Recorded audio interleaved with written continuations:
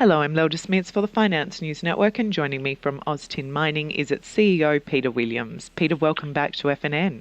Good morning, Lelda, and thank you. Now, the Taronga Tin Project has been independently valued at $100 million. How does this compare with the results from the recently released pre-feasibility study? Yeah, sure. Look, thanks, Lelda. Look, firstly, can I just emphasise that the valuation was completed independent of the company, but using results from our recent pre-feasibility study. The author of the valuation, evaluated our pre-feasibility study, and then he drew his own conclusions as to what might be possible on things such as, feed-grade tin recovery, and also the inclusion of copper and silver revenues. With that said, yes, the resulting valuation is certainly higher than the pre-feas, and probably better reflects where we see the value of the project once we've addressed some of the areas of potential upside.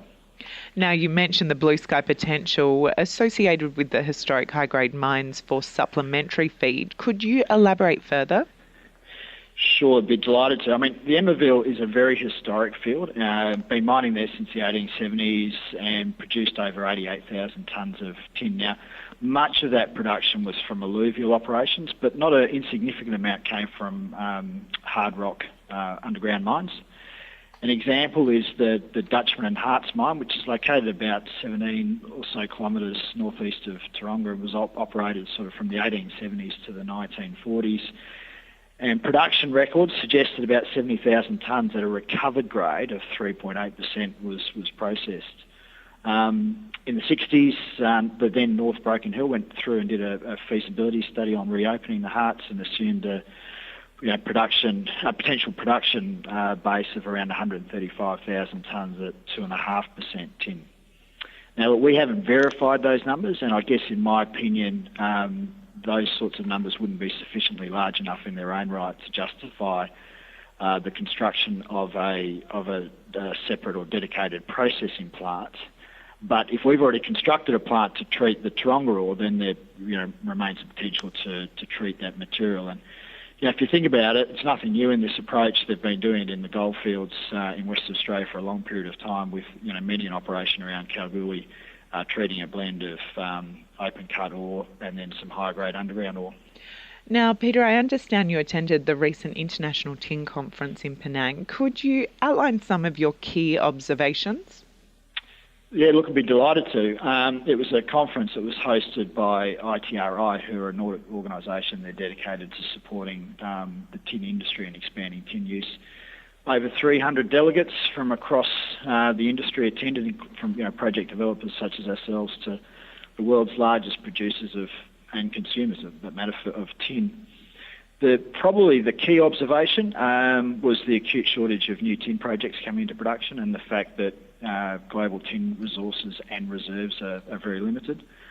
One of the quite surprising statistics I saw was from a group called BGR. They're the German Institute for Geosciences and Natural Resources, and they compared tin with rare earth oxides. Now, we all know that the potential criticality of rare earths, but what BGR indicated was that the ratio of reserves to production for rare earths was about over 300 years, whereas for tin it's only 8.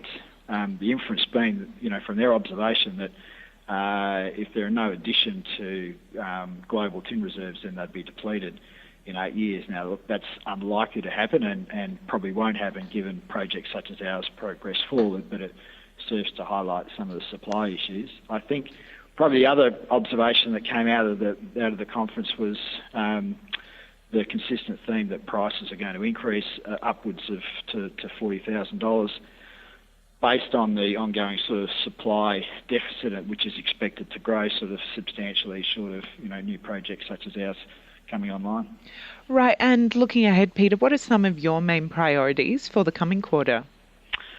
Look, our key objectives for the coming quarter will be to wrap up funding and commence the definitive feasibility study for the Taronga project, and that will start with some of the work to evaluate areas of upside, including increased feed grade, increased tin recovery, and the potential to include copper and silver revenues.